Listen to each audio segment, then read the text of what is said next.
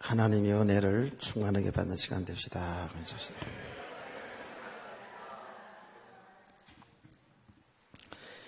살아가면 살아갈수록 하나님의 은혜 아니면 안 되겠다는 걸 알겠죠? 그래요. 우리가 다 훌륭해서 우리가 똑똑해서 세상을 살아갈 줄 보이지만 절대 아닙니다. 이 믿음이 되어져 가면 갈수록 하나님의 말씀을 알아가면 알아갈수록 이건 하나님의 은혜 아니면 내 인생 살아갈 수가 없구나. 근데 내 인생을 하나님이 살아주시겠다는 거예요. 그리스도가 내 인생의 주인 되어 수가 있다는데 우리가 이걸 잘 못 믿고 사는구나 하는 것을 늘 삶 속에서 알게 되죠. 우린 예수만 믿으면 됩니다. 예수 믿고 삽시다. 나 예수 믿는데요. 그렇죠. 여러분 예수 안 믿겠어요. 다 믿으니까 이거 같죠. 그런데 그 예수님, 나와 함께 하시는 예수님, 나의 주인이신 예수님, 나의 신랑이신 그 예수님, 영원히 나와 동행하면서 나를 이끌어가신 그 예수님 믿고 살자는 거예요. 사실로. 며칠 전에 저희 아내가 아마 이 누가복음 16장을 읽고 있었나 봐요. 저희에게 이렇게 물어보더라고요. 누가복음 16장은 아무리 읽어봐도 이해가 안 된다고 얘기를 하더라고요, 저한테. 그래서 무슨 뜻이냐? 그래서 제가 오늘 설교할 거니까 이제 제가 그랬죠. 주일날 설교로 답을 얻으세요. 미리 알려주면 재미없으니까.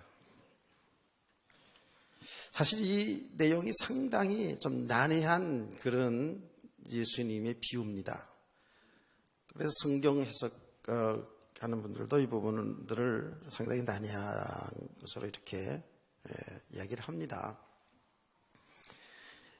이 말씀을 전하는 목사들에게 있어서는 어찌하든지 그 하나님의 뜻을 바로 백성들에게 전하는 것이 구약의 선자들이고 제사장들이고 또 오늘날 모든 죄종들 아니겠습니까?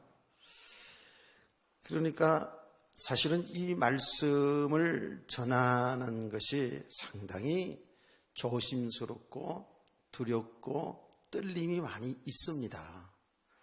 또 그러면서 하나님이 우리에게 주실 그 은혜를 참 많이 기대를 하게 되지요.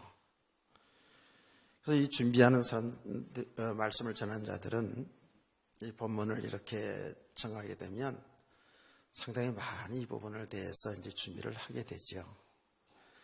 저도 이제 설교하잖아요. 오늘 메시지 전하잖아요. 그럼 다음 주에 할 것을 오늘 설교한 후에 저녁 오후 시간에 그때에 집중적으로 다시 주일날 메시지 할 거를 봅니다. 봐요. 그거를 제가 수요일날까지 이 주보사에 보내기 때문에 그 안에까지 이 본문의 의미를 생각하면서 주제를 잡잖아요. 그러니까 주일날부터 수요일날까지 사실 집중적으로 본문을 생각을 하죠. 생각을 하면서 이제 이 본문을 해석한 주석이라 그러거든요. 많은 신학자들이 해놓은 주석을 어떻게 해석했는가 하는 것도 참고로 보고요. 그러면서 이렇게 의미가 난해한 것들은 아무래도 생각을 많이 하게 되죠. 그래서 이 시대의 어떤 배경들을 찾아보게 되고요. 그리고 우리 한글 성경으로도 표현이 잘 된 거 있지만 또 미숙한 부분이 있거든요. 의미가 잘 와닿지 않는 거 있기 때문에 제가 히브리어, 헬라어 능통하지 못합니다. 그러나 사람들이 쓰는 건 볼 수 있잖아요. 그래서 히브리어로도 성경을 보고 헬라어도 보고 또 영어로 성경도 보고 또 한문 성경도 보고 그래서 여기에 대한 단어에 대한 그 의미들을 이렇게 쭉 이렇게 봅니다. 그래서 어쨌든 여기에 주님이 주신 그 말씀 혹은 비유의 그 의미 뜻을 잘 드러내요. 성도들이 전해야 되니까요. 그리고 이 본문을 가지고 내내 일주일 내내 무엇을 하든지 이 본문을 상당히 이렇게 생각을 하게 되지요. 우리 성경을 여러분들이 보시고 연구하시는 분들은 알아야 되는 게 뭐냐 하면 성경을 볼 때에 전체적인 속에서 그 성경을 전체의 하나님의 그 계획 속에 하나님 전체에서 그 본문을 볼 수 있어야 된단 말이에요. 또 그 당시 역사적인 배경도 봐야 되고요. 그 당시의 어떤 문화도 봐야 되지요. 그래서 우리 수요일 날 사사기를 이제 공부하면서 얘기하지 않습니까? 제가 수요일 날 사사기를 자꾸 이렇게 좀 얘기하는 거는 눈치를 채세요. 예, 수요일 날도 나와야 되겠구나. 이렇게 생각하기 위해서 또 제가 얘기하기도 하거든요. 사사기를 공부할 때 이스라엘 백성들이 가나안을 정복하지 않습니까? 그래서 하나님이 함께하는 가운데에 정복의 역사를 이루어나간다고요. 이스라엘 백성들은 그걸 알아요. 하나님이 함께 하심으로 가나안 땅이 정복되어지는 그걸 알아요. 그런데 그 이스라엘 백성들이 가나안을 정복하면서요. 가나안 정복을 못하는 게 아니라 안 한다 그랬죠. 안 한다니까. 왜 그러냐? 가나안의 그 우상문화, 가나안의 그 문화 속이 빠져들어가는 거예요. 그게 또 맞았어요. 하나님의 백성들이 하나님 믿고 하나님 말씀 따라 주일날 예배드리고 또 기도하고 봉사하고 헌신하고 또 예배드리고 전도하고 기도하고 이러한 하나님을 섬기는 삶보다는 세상의 삶이 훨씬 더 편한 거예요. 우리 성도들은 안 그런가요? 여러분 성도들 주일날 이렇게 주일날 교회에 나와서 오전 오후 예배 드리고 또 새벽에도 나오고 또 수요일날도 나오고 금요 기도에 구역 예배도 드리고 기도회도 하고 할렐루야. 이게 다 즐겁고 행복한가요? 어때요? 주일날 나온 주일날 예배만 행복하다고요? 다른 예배는 다 불행하고요? 싫고요?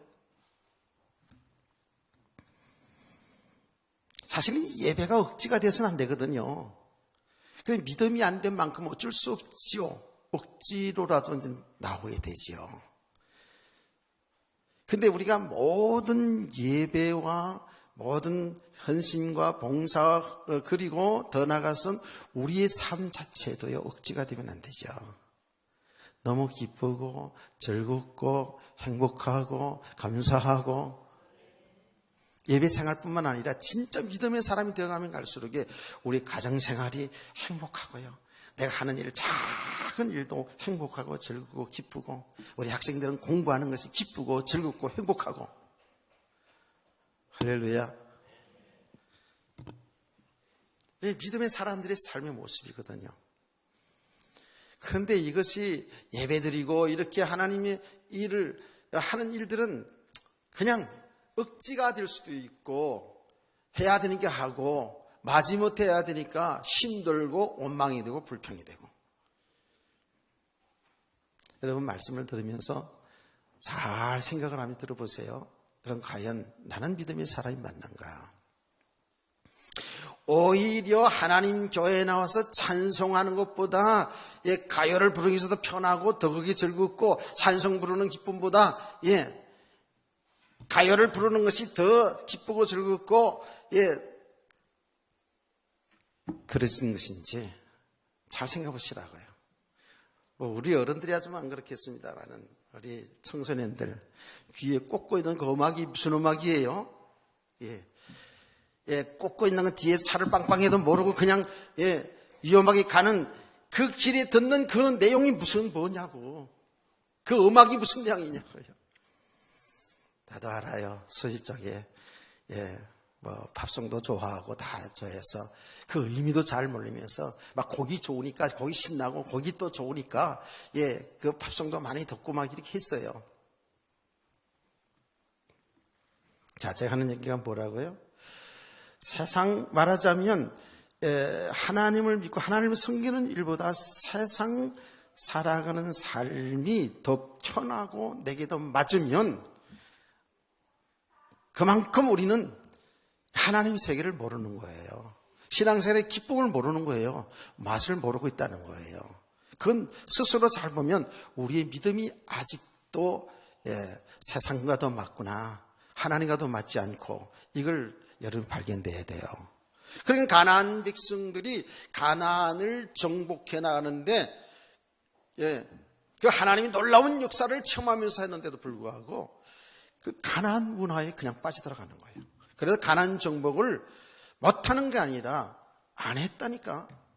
그래 결국 그 문화 속에 신앙을 다 잊어버리고 우상을 숭배하고 하나님의 진노를 받고, 그러면 어쩔 수 없이 또 하나님 찾으면 하나님이 또 은혜 주셔서 회복시켜주고, 이 역사를 반복했다 그랬지 않습니까? 그래서 우리가 그 하나님의 역사를, 이스라엘 백성들의 역사를 보면서, 그게 실제 하나님이 하신 일 속에 일어난 일들이잖아요. 그거를 거울을 삼아서 우리가 이런 길을 가서는 안 되겠다는 거 아닙니까? 그런데 우리는 똑같이 가거든요. 우리가 보면. 자, 제가 왜 이런 얘기를 하는 것이죠? 그래서 그 시대의 문화, 그 가나안 시대의 문화가 엄청나게 우상을 숭배하는 문화예요. 그 우상 숭배 문화는요, 완전히 타락한 문화, 음란한 문화였거든요. 사람들이 쉽게 빠져들어갔거든요. 그 배우는 뭡니까? 사탄 아닙니까? 인생을 실패하게 하잖아요. 그래서 이렇게 성경을 볼 때에 어떤 시대적인 배경, 그 문화, 이런 것들을 다 보는 겁니다. 그러면서 단어의 의미 다 보는 겁니다. 제가 그래서 일부 예배도 얘기했습니다만은, 이제 요새 제가 조금 신시대가 쓰는 이야기를 좀 압니다. 그래도 제가 사용하는 단어에 대해서 저희 자녀들이 얘기합니다. 아빠, 그 단어는 틀린 거라고 이렇게 얘기를 해요. 이 단어 사용하는 것도 언어도요, 정말 우리 세대하고 지금 저 세대하고 틀립니다. 많이 틀립니다. 엄청나게 틀립니다. 그러니까 우리가 늘 하는 얘기 있잖아요. 우리 6.25 동란시대, 가난한 시대에 살 때 참 밥도 제대로 못 먹었다니까 요새 아이들이 그런 라면 끓여 잡수지 왜 그랬냐고 이런다잖아요. 그 세대를, 그 배경을 모르니까 당연히 그럴 수밖에 없겠죠. 요새 여러분 아이들 대화하는 대화 내용 보세요. 카톡하는 내용 보세요. 다 길게 하지 않고 짧게 탁 하잖아요. 그 내가 친구 목사가 왔어요. 내일 모레 어디서 만나셈? 그렇게 왔더라고. 내가 알았다 야 임마 그러려다가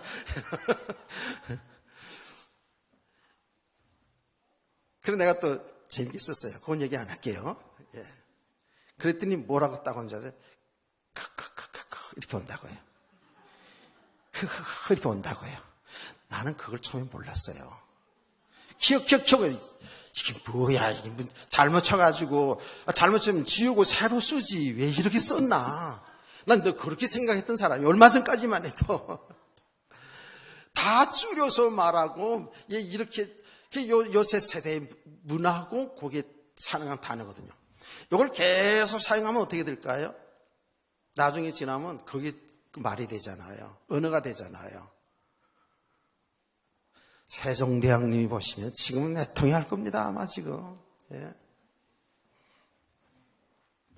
그러니까 단어, 그 시대의 배경, 그 시대에 썼던 단어들의 그 의미를 바로 아는 것이 굉장히 성경을 보는 데 도움이 된다라는 이야기입니다.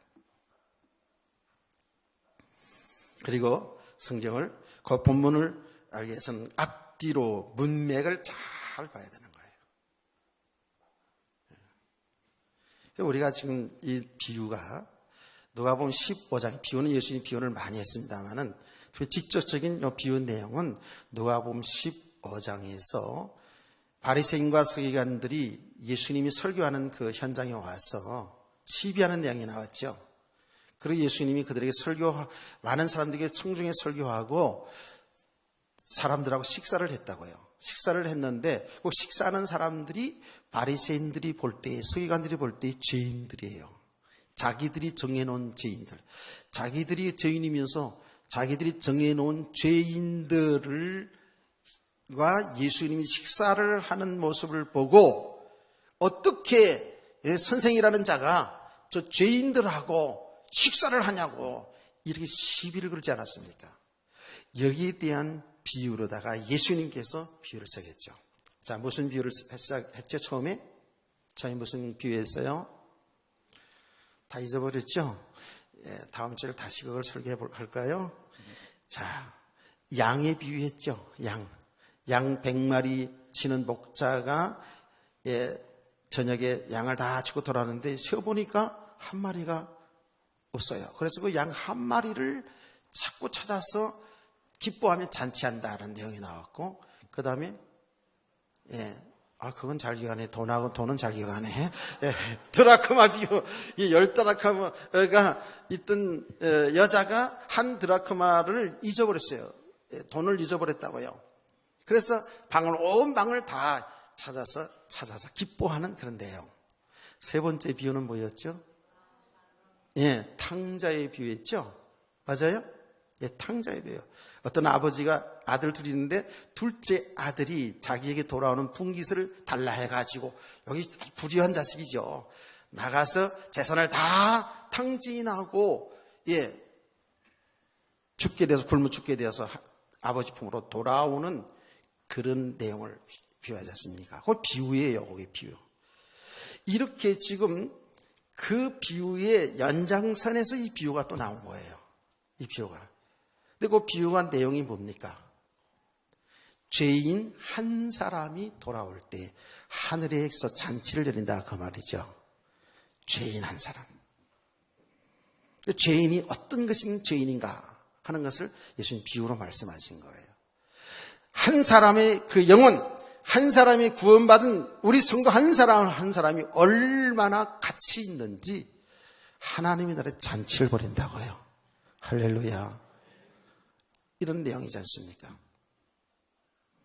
하나님 떠난 자의 모습이 어떤 모습인 것을 정확히 말씀하지 않았습니까? 비유를 통해서요.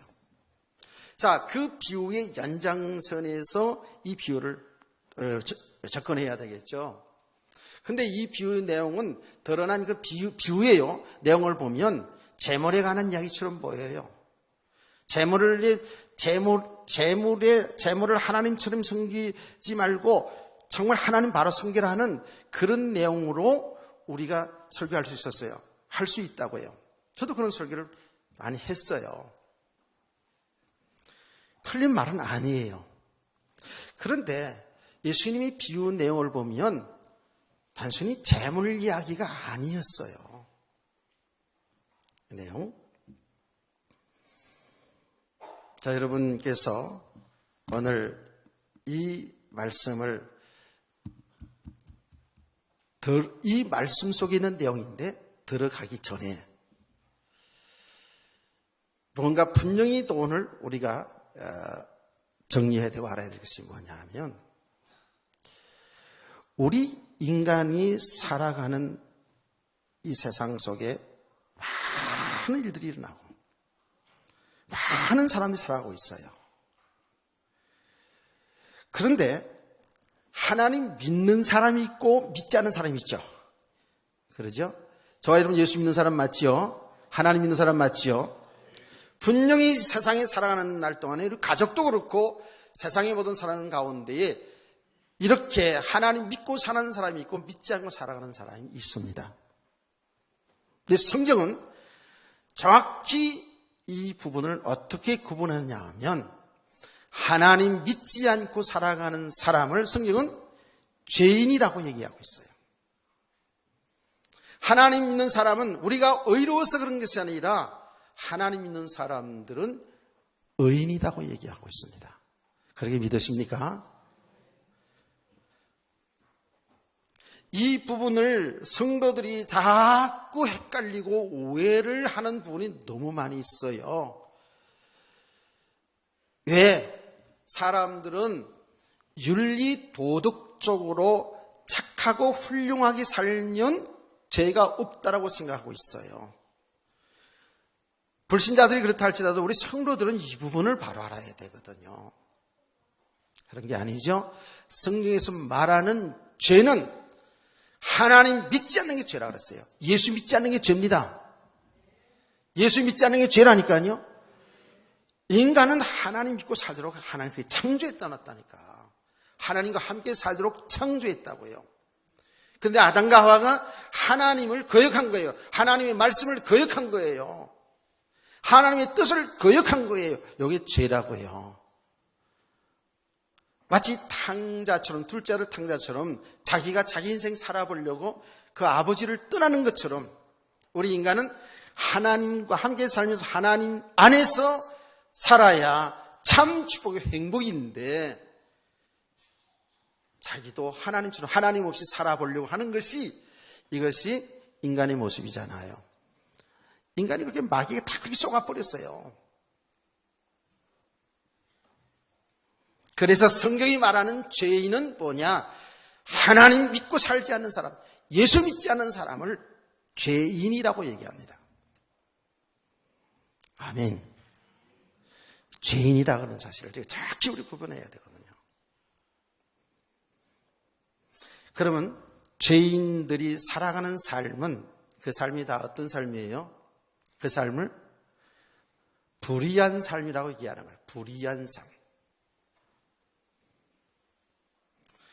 의인의 삶이 의로운 삶, 성도의 삶이 의로운 삶이고 선한 삶이라고 얘기할 수 있는 거예요.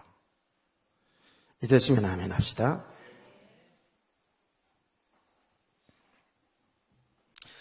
그런 거로 하나님의 뜻을 거역하고 하나님 믿지 않고 살아가는 모든 사람은 죄인이고 그의 삶은 아무리 세상적으로 착하고 훌륭하게 살아도 불의한 삶이 되는 겁니다.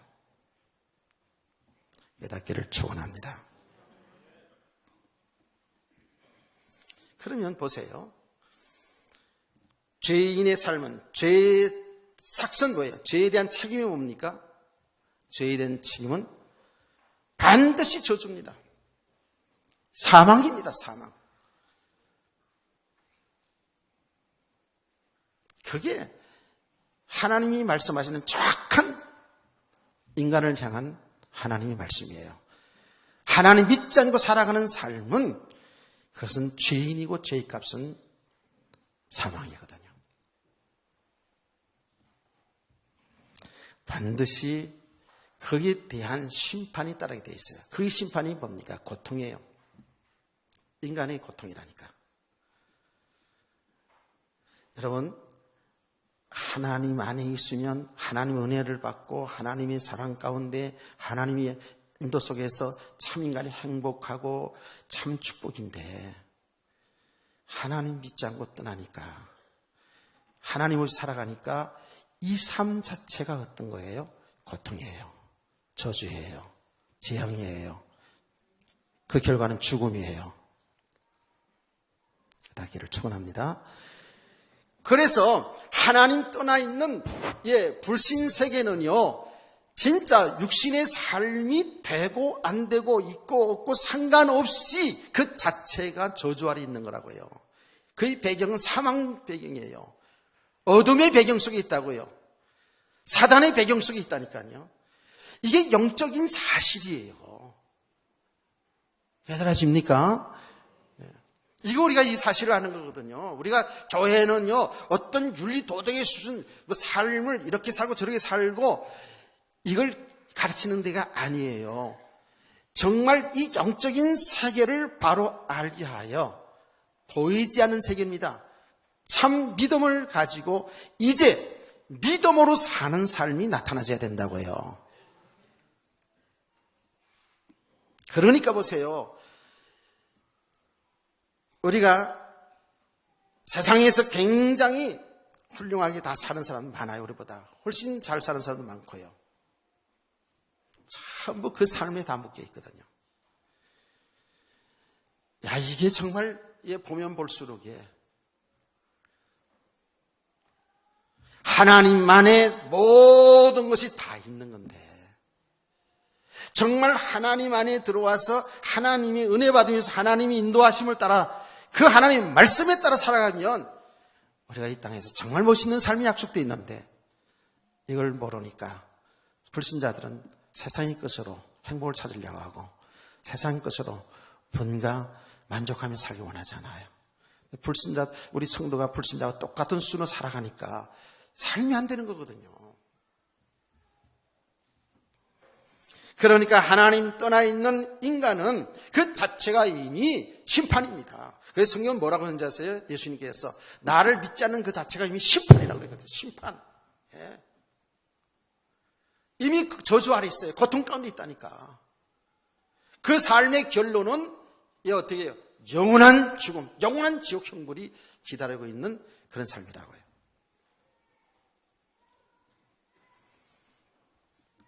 여러분, 이런 비참한 인간에게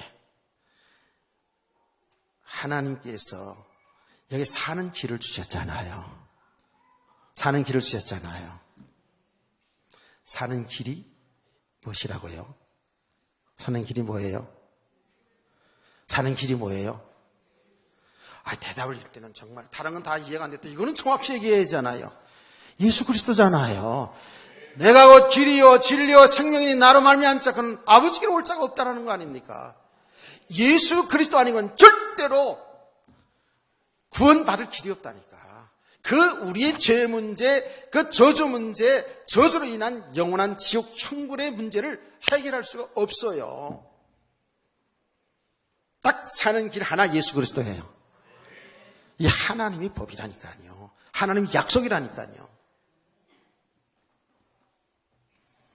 그런데 그 놀라운 사실은 그 예수 그리스도를 믿는 것이 우리에게서 믿어지는 게 아니라 그랬죠. 하나님이 은혜라는 거예요. 하나님이 은혜라는 거예요. 하나님이 알게 해주시고요. 믿게 해주셔서 믿는 거거든요. 여러분, 이 내용을, 성경을, 내용을 잘 아는 사람 많습니다. 그런데 예수를 믿지 못하는 사람 많아요, 또. 이건 절대적입니다. 이건 하나님의 은혜 아니면, 하나님이 예수 그리스도가 누군지를 알고 믿게 하시는 게 하나님의 절대 은혜거든요. 그래서 늘 우리가 얘기하는 거예요. 예수를 믿는 것도 은혜요. 우리의 신앙생활 자체가 은혜요. 깨달아져가는 것도 은혜요. 그러니까 하나님 말씀 들을 때 우리의 세상 기준, 지금까지 배우고 들은 기준을 항상 다 내려놓고 우리 하나님 말씀을 집중해 들어야 돼요. 아멘.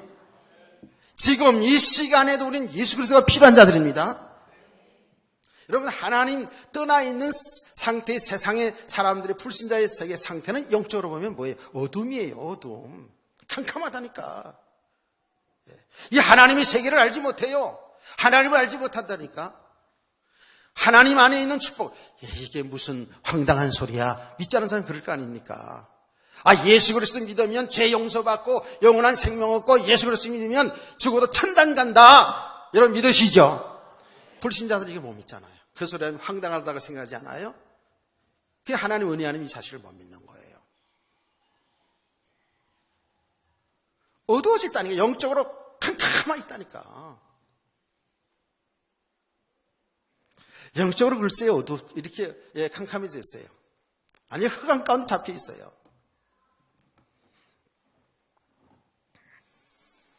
그렇게 살다 거기서 말하자면 그 속에서 이미 죄인으로서 이미 불의한 삶을 살다가 결국 영원한 형벌을 지옥으로 떨어진다고 죽으면 이게 얼마나 안타까운 일이냐고 그랬어요. 그래서 이 어둠 가운데 있는 우리에게는 뭐가 필요해요? 빛이 필요한 거예요. 빛이 누구예요? 예수 그리스도. 빛으로 오신 예수 그리스도. 아멘. 전혀 하나님을 알지 못하고 하나님 나라를 어떻게 가는지 알지 못하는 그렇게 해서 방황하고 있는 사람들은 지금 엄청나게 방황하고 있습니다. 엄청나게 갈급해 있습니다. 그래서 수많은 종교들이 생겨나는 거예요. 수많은 이단 종파들이 생겨나는 거예요. 그게 뭐예요? 그 증거가 뭐예요? 인간은 뭔가 영적인 존재이기 때문에 뭔가를 찾아 헤매거든요.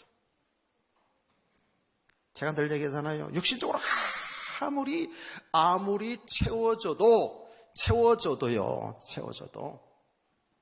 그게 진정한 만족이 있는 게 아니거든요. 영적인 존재이기 때문에. 하나님을 만나야 되거든요. 그런데 사람들은요, 하나님 알지 못하니까 방황하죠. 그러니까 많은 종교들이 생긴다고요. 그 종교 생활하고 있는 인간 세계에, 방황하고 있는 인간 세계에 하나님 만나는 길은 딱 한 가지, 예수 그리스도예요. 예수님은 우리의 길이라고요. 그럼 예수 믿을 때만 그런 게 아니잖아요. 우리가 예수 믿어도 아직도 예수 믿지 않은 때의 그 삶이 그대로 있잖아요. 아직도 방황하고 있을 수 있거든요. 그래서 오늘도 내일도 모레도 글피도 그 다음 날에도 100살이 되고 1000살이 되더라도 우리의 길은 예수 그리스도, 우리가 가는 길은 예수 그리스도, 우리에게 필요한 건 빛입니다. 은혜입니다.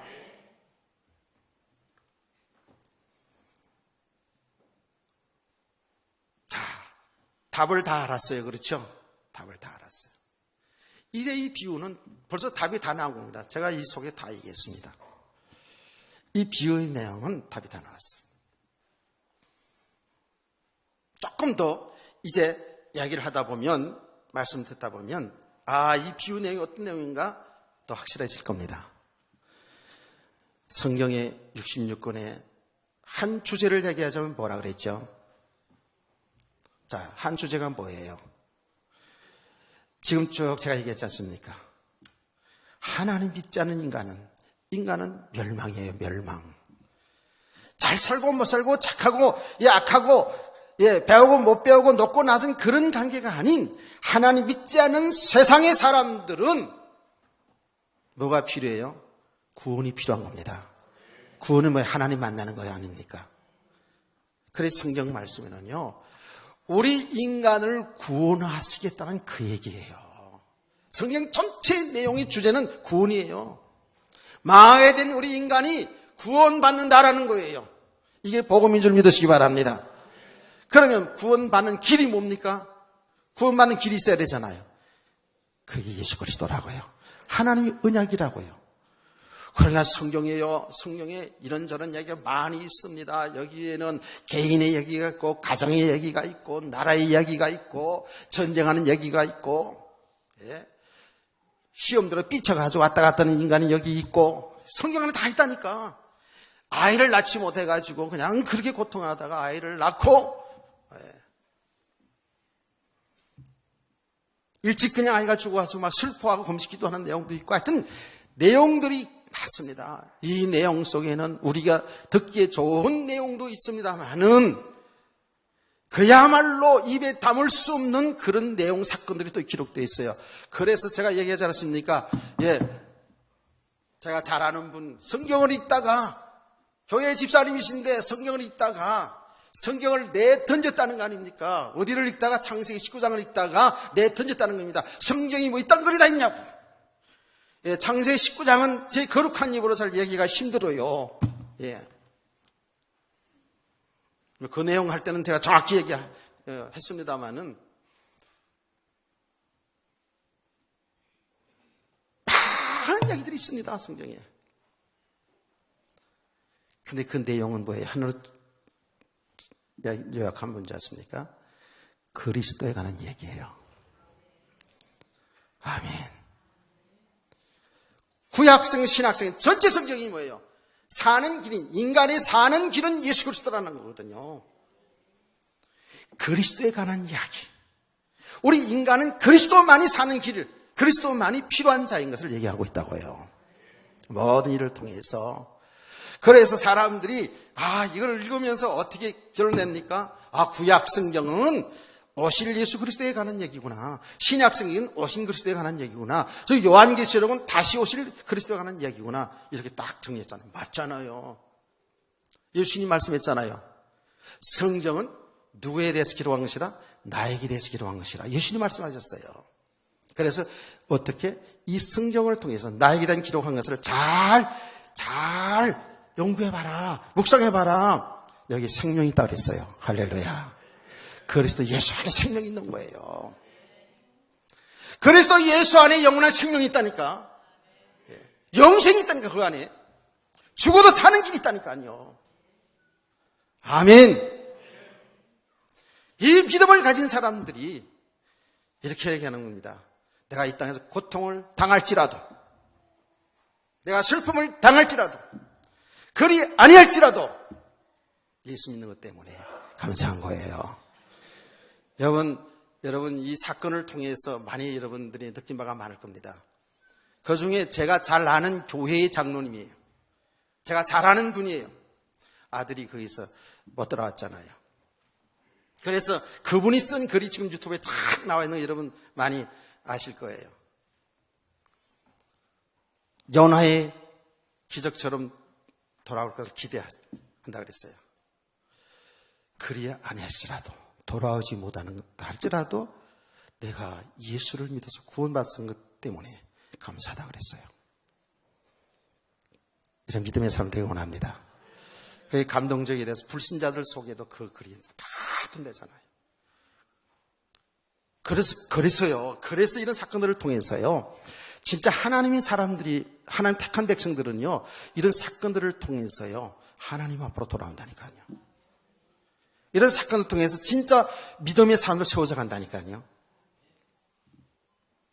거기에는 슬픔과 고통만 있는 게 아니에요. 놀라운 하나님의 축복이 그 안에 있잖아요. 우리 겉으로 드러나는 것만 보고 막 이럴 수가 있니 저럴 수가 있니, 아이고 예수 믿는 사람들도 그러고 있더라니까. 정말 답답할 때가 많지요.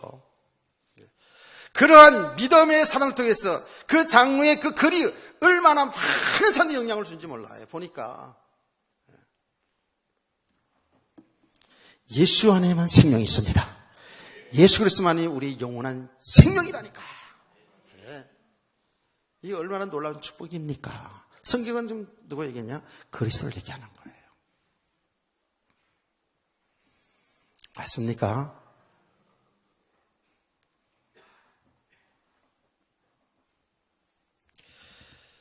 그럼 그리스도를 믿는데 그리스도가 뭐 했느냐? 예수 그리스도가 모든 인류의 죄로 인하여서 영원한 저주 아래 있는 멸망당할 인간들을 대신하여 십자가에 피 흘려 죽으시고 부활하심으로 우리의 죄를 다 담당해 주셨다는 거예요. 할렐루야. 그래서 성경은 전부 피잖아요. 피. 구약시대의 모든 제사의 핵심이 뭡니까? 죄 문제 해결하는 거 아닙니까? 수많은 짐승들이 피 흘려 죽었다고요. 왜 죽었어요? 아무 죄가 없는 짐승들이 사람들의 죄를 담당하여 죽은 거예요. 이게 믿음이에요, 이게요. 그래서 우리의 자랑할 것은 오직 예수 그리스도의 십자가, 피인 줄 믿으시기 바랍니다. 이게 성도들의 믿음의 삶이거든요. 자, 그러면 여기에 지금 답이 다 나왔어요. 제가 얘기한 중에 답이 다 나왔어요. 이 비유의 답이 다 나왔어요. 자, 시간은 좀 갔습니다만은 일부 예배한 것까지는 맞춰보겠습니다. 오늘 이 비유 본문으로 들어가 보자고요. 여기에 주인의 어떤 부자가 있는데, 청지가 있는데, 그가 다 같이 1절을 한번 다 같이 읽어보세요. 눈 감으시지 말고 다 같이 시작.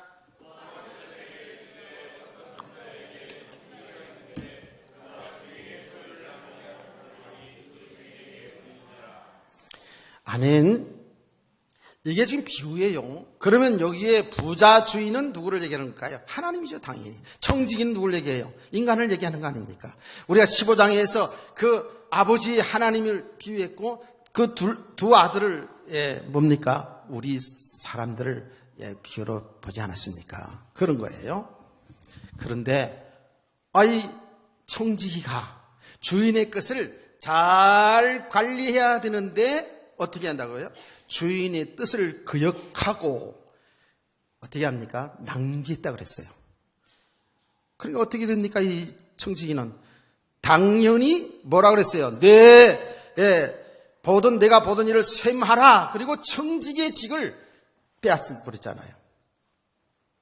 그렇죠. 자, 그런데 여기에서 이 청지기가 고민이 생긴 거예요. 청지기가 고민이 생겼어요. 야, 이건 내가 지금 주인의 이 재산을 다 관리하는 사람이었는데 내가 이 청지기직을 빼앗기면 내가 가서 땅을 파자니 힘들어. 이거 어떻게 살고? 그러잖아요. 그렇죠? 그리고 힘이 없고 빌어먹자니 부끄럽구나. 거지 생활하자니 부끄럽구나. 이렇게 생각을 한 거예요. 그래서 이때에 이 청지기가 그래서 이제 깨달았어요. 내가 할 일을 알았도다. 자, 다 같이 또 새롭게 하기 위해서 쫓아합시다. 내가 할 일을 알았도다. 내가 할 일을 알았도다. 같이 하는 사람은 할 일을 아직 모르는 거예요. 할 일을 알았다 했어요. 내가 할 일을 알았다라는 것이 아주 중요합니다. 그리고선 어떻게 합니까? 그 주인에게 빚진 자들 다 불러가지고 앞에 있는 사람 얘기할게. 김 기자군 기름 몇 마를 빚졌냐고 이렇게 청지기인 내가 물어봤어요. 그랬더니 100마리요. 그랬어요. 100마리. 100말? 그럼 50말로 빚진 거 차용 주스를 50말로 써. 50말로 썼다고. 조영찬 장로님 빚쓰는데 밀 몇 석을 빚졌냐 했더니 100석을 빚졌다 그랬어요. 그랬더니 80석을 빚졌다고 빚진 거로 증서를 그렇게 쓰라 그랬어요.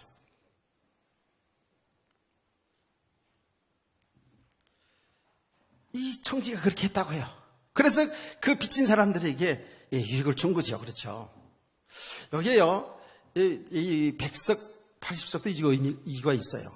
그 당시 유대 사회에서는 기름 있잖아요. 올리브 기름이면 귀한 기름을 사용했을 때 빚을 때 이자가 뭐냐면 100% 이자예요. 100%. 그리고 밀 같은 곡식을 이자를 때는 25%예요. 25%가 이자예요. 그러니까 100마를 빚졌다, 기름 100마를 빚졌다라고 하는 사람은 이자 포함해서 100마리니까 원금이 몇 마리예요? 50마리죠. 그럼 밀 100석을 빚졌다는 사람은 원금은 80마리죠. 그렇죠? 25%니까. 계산이 잘 안 되는 모양이에요. 그렇다고요. 그러니까 뭐예요? 그 빚진 자에게 주인의 원금은 갖게 하되 이자는 갖지 않도록 그렇게 해준 거예요. 근데 우리나라도 그렇잖아요. 여러분, 교회도 그런데 은행 담보대출 받잖아요. 그러면 1,000만 원 받으면 한 1,500만 좀 빚을 차용증을 써야 돼요. 그렇죠? 왜? 못 갚으면 그 이자 다 쳐가지고 갚으라고. 우리나라도 그렇게 하잖아요. 그래서 이자는 뒤쳐놓고 원금만 갚으라고 그렇게 빚진 사람들에게 그렇게 해서 그 친구들의 마음을 샀단 말이에요. 이 내용이 주인이 가만히 보는 게 상당히 지혜롭거든. 그래서 오히려 내 이놈 어떻게 해서 이자까지 다 받아야지 이자는 다 떼어놓고 이렇게 하냐 나를 손해보게 하느냐라고 이렇게 책망한 것이 아니라 주인이 그의 지혜를 보고 칭찬했다 그랬어요. 단 주인이 마음이 너그럽죠? 여러분 어떨 것 같아요? 여러분 어떨 것 같아요? 졸려서 아무 생각도 안 난다고요? 정신 차려야 돼. 주인이 여러분 같으면 저 같으면 무슨 소리야? 왜 이자를 안 받는 거야? 그리고 막 뭐라 그러지 않겠습니까? 그런데 오히려 칭찬을 했어요. 칭찬을 하면서 뭐라고 얘기를 했냐면 이 말씀이 정말 이해가 안 되는 말씀이더라고요. 9절 말씀입니다. 내가 네게 말하노니 불의한 재물로 친구를 사귀라. 그리하면 그 재물이 없어질 때에 그들이 너희를 영주할 처소로 영접하리라. 영주할 처소. 이 오영주의 그 영주 아니에요? 영주할 처소를 청소를 그들이 영접하리라. 그렇게 말했거든요. 그런데 이 의미가 참 애매하잖아요. 불의한 재물로 친구를 사귀면 재물이 없을 때 그 그들을 인해서 그들이 너희를 영주할 처소로 영접하리라. 이게 애매해요, 단어가. 근데 이 단어가요, 어떤 단어냐면 원래 헬라 말로 타스 아이오니우스 스케나라는 말이에요. 이런 말인데 여기 뭐냐면 영원한 처소로 영접하리라 그런 말이에요. 하늘나라로 영접하리라 그 말이거든요. 근데 옛날 저는 이 개역 개정보다요 전에 우리가 보던 성경이 더 낫다고 생각이 들어요. 전에 성경을 제가 보니까 거기도 영원한 처소라고 돼 있어요. 하늘나라. 자, 여기에 이게 참 애매한 거라고요. 불의한 재물로 친구를 삼아놓으면 그 재물이 없은 그날에 그들이 영원한 처소로 하늘나라로 영접하게 한다는 거예요. 아, 이게 무슨 말이야?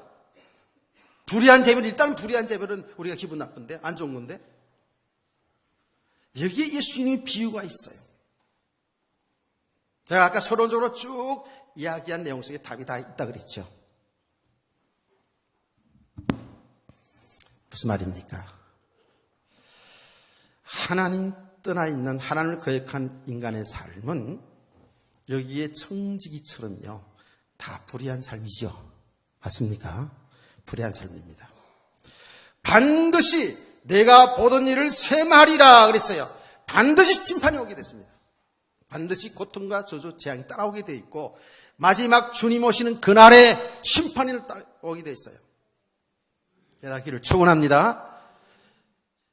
이 청지기의 자리를 빼앗기는 거예요.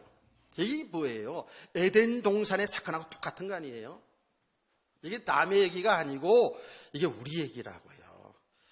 하나님은 에덴 동산을 다 주시고 아담과 하와에게 잘 관리하라. 청지기 사명이잖아요.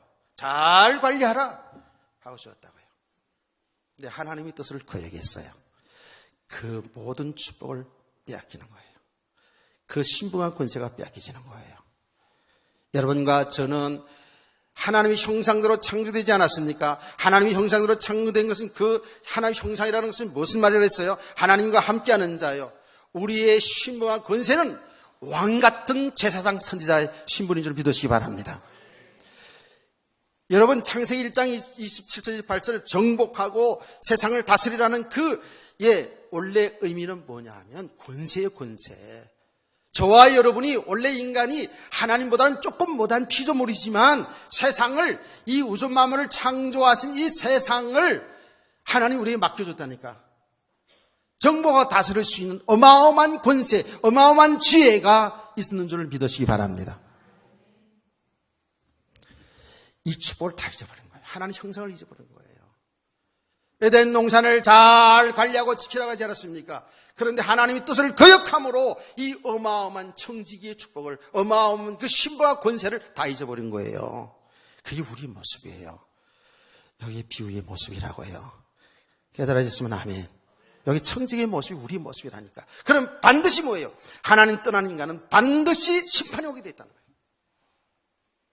그래서요, 심판이라는 것은 나중에 예수님 재림하실 때 당연히 심판되죠. 그러나 성경은 뭐라고 했는 줄 아세요? 예수님이 나를 믿지 않는 그 자체가 이미 심판하러 있다는 거예요. 심판받은 거라는 거예요.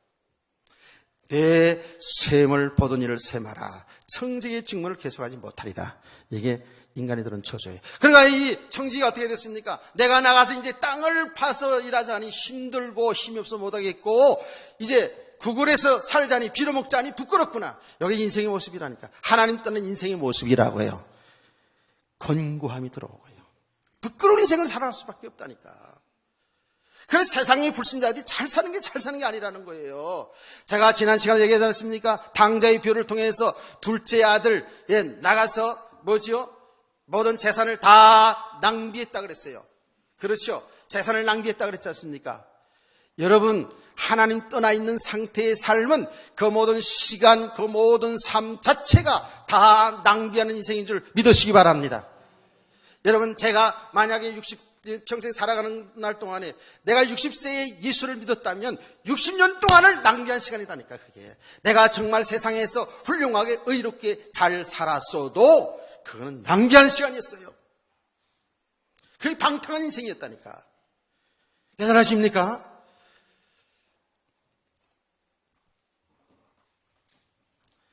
우리는 예수 그리스도 믿음으로 하고 피값으로 다시 사는 인생이에요. 여러분과 저는 더 인생이요. 새로운 인생이라고요. 예수 믿는 순간부터 다시 태어났잖아요. 새로운 피조물이잖아요. 예수의 피값으로 산 이 시간을 낭비하지 말고 하나님의 뜻에 하나님 목적에 맞게 살아갈 수 있는 성도 되기를 주의 이름으로 축원합니다. 이게 믿음의 삶이거든요. 자, 여러분, 하나님 떠나 있는 삶이 어떤 삶이라 그랬어요? 세상의 모든 사람들이요, 사실은 이게 정말 우리 믿는 사람들 이 얘기인데요, 다 지업 열매 먹고 있어요. 그야말로 산의 지면을 먹고 산다 할지라도 하나님 떠난 사람들의 삶 자체가 뭐예요? 대제치는 인생이고요, 지업 열매 먹고 사는 거예요. 참된 생명의 양식은 그리스도 예수 안에 있는 것을 믿으시면 아멘 합시다. 이런 생명의 떡을 먹고 사는 자들이 우리가 얼마나 축복이냐고요. 예? 지금 이 청지기가 똑같은 거예요. 내가 땅을 파고 살자니 이제 힘이 없고 빌어먹자니 부끄럽구나. 그게 하나님 떠난 인생, 하나님 뜻을 거역한 인생의 모습이라니까. 그러니까 계속 얘기하는 거예요. 하나님 믿지 않는 사람의 삶은 삶이 잘 사는 게 아니라고. 그 자체가 부끄러운 인생이라니까. 야, 여러분요, 이런 가운데에 이 청지기가 이런 가장 비참한 상태에 있을 때 자기 자신의 모습을 본 거예요. 비참한 상태에 있을 때. 마치 둘째 아들이 완전히 굶어 죽게 되었을 때 자기 자신을 본 모습을 본 것처럼. 아, 내가 어떻게 해야 되겠구나. 할 일을 아는 거예요. 요 할 일을 아는 것이 내게 쓰는 것이 아니라 주의 은혜인 줄 믿으시기 바랍니다. 지금 내가 할 일을 알지 못하고 방황하는 인간들이 얼마나 많은데요. 예수 믿고 나서도 아직도 할 일이 뭔지를 모르는 사람들 많아요. 너무 많아요. 예. 그리고 불의한 상태로 살아가는 사람이 많다고요. 할 일을 내가 알았다. 뭐죠? 재물을 가지고 친구를 사귀는 거예요. 친구를 사귀는 거예요. 여기 뭘까요? 우리 인생 모두는 불의한 인생인데 친구를 사귄다라는 건 뭐냐면 예수 그리스도를 알아가는 거예요. 예수 그리스도와 사귀는 거예요. 예수 그리스도가 우리 친구예요. 아멘. 이게 아멘이 안 되시나요? 좀 이해가 좀 안 되는 것 같으죠? 지금 예수님 비유로 말하는 거예요. 그들에게요, 내가 그리스도다! 라고 이렇게 얘기하지 않았어요. 비유로 얘기했어요. 귀 있는 자는 들을지어다. 귀 있는 자는 들려질 겁니다. 우리의 불의한 인생 가운데 있는 우리 성도는 예수 그리스도 아니고는 사는 길이 없는 거예요. 내가 할 일을 알았다. 사는 길을 알았다는 거 아닙니까? 사는 길은 예수 그리스도밖에 없는 거예요. 아멘. 그 친구를 사귀었다 하는 그 말입니까? 생명을 알아가는 거예요. 이게 오늘의 비유의 답이에요.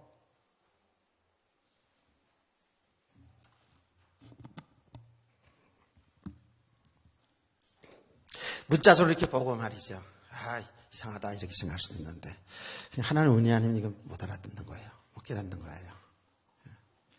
우리의 영원한 친구, 영원한 생명이신 예수 그리스도. 그래서요, 불신자들도 그렇고요, 예수 믿는 저와 여러분들도 사는 길은 예수 그리스도밖에 없어요. 계속 생명으로 가야 된다니까. 그리스도와 사귐이 있어야 돼요. 예.